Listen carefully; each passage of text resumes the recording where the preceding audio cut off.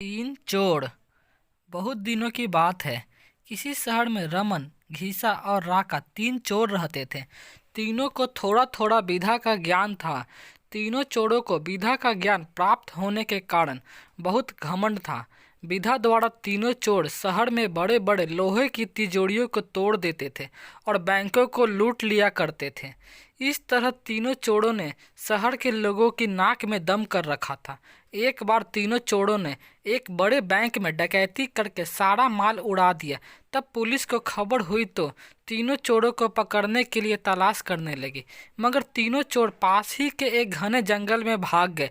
तीनों चोरों ने देखा कि जंगल में बहुत सी हड्डियां बिखरी पड़ी है। रमन ने अनुमान लगाकर कहा, ये तो किसी शेर की हड्डियां है। मैं चाहूँ तो सभी हड्डियों को अपनी विधा के ज्ञान द्वारा जोड़ सकता हूँ। घिसा को भी विधा का घमंड था, सो वह बोला, अगर ये शेर की हड्डियां है तो मैं इनको अपनी विधा द्वारा शेर की खाल तैयार कर उसमें डाल सकता हूँ।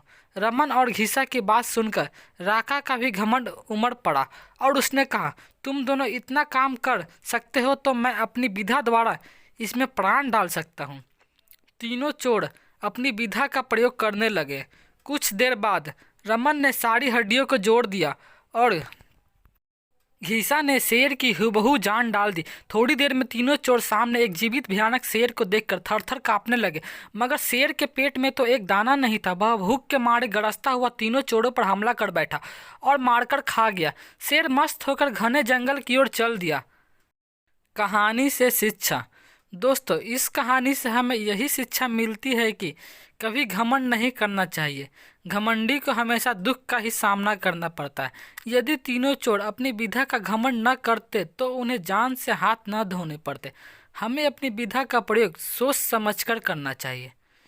तो दोस्तों, आपको यह वीडियो कैसी लगी कमेंट में ज़रूर बताएं और ऐसे ही स्टोरी पढ़ने के लिए हमारे चैनल को सब्सक्राइब करें।